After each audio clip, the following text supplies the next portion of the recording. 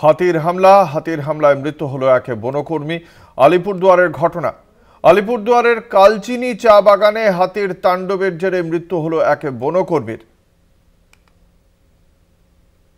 ঘটনাস্থলে পৌঁছেছেন বন দপ্তরের আধিকারিকরা। আলিপুরদুয়ারের কালচিনি চা বাগানে হাতির তাণ্ডব, যার জেরে মৃত্যু হয়েছে এক বনকর্মীর। আমাদের সঙ্গে রয়েছেন আমাদের প্রতিনিধি অজয় শাহ। অজয়, কিভাবে ঘটেছে এই ঘটনা? হাতির দল যে এলাকায় ছিল, বনকর্মী কি জানতেন না? দেখো অঙ্কুরদা, আজ সকাল থেকে কিন্তু বক্তা ব্যাঘ্র প্রকল্পের জঙ্গল থেকে একটি হাতির পাল কিন্তু কালচিনি চা বাগানে এলাকায় ঢুকে পড়ে আর বিভিন্ন এলাকায় দাপিয়ে বেড়ায়। হাতির দলটি দেখতে পেয়ে স্থানীয়রা বন দপ্তরকে খবর দিয়েছিল। ঘটনাস্থলে বক্তা ব্যাঘ্র প্রকল্পের হ্যামিল্টনগঞ্জ রেঞ্জ, পানা রেঞ্জ সহ একাধিক রেঞ্জের বনকর্মী ও আধিকারিকরা পৌঁছেছিলেন। সেই সময় কিন্তু হাতির দলটি মুভমেন্ট করতে শুরু করে।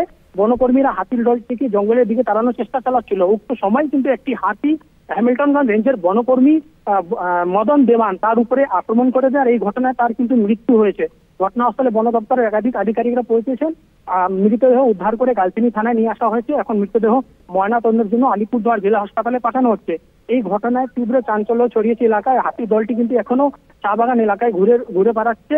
আর এরপর দিকে বন দপ্তরের যে বক্সা ব্যাঘ্র প্রকল্পের ডিএফডি হরিকৃষ্ণ পিজে, আলিপুরদুয়ার জেলা পরিষদের সভাধিপতি স্নিগ্ধা শৈব, সমস্ত বন দপ্তরের আধিকারিকরা কিন্তু কালচিনি থানায় এসেছেন।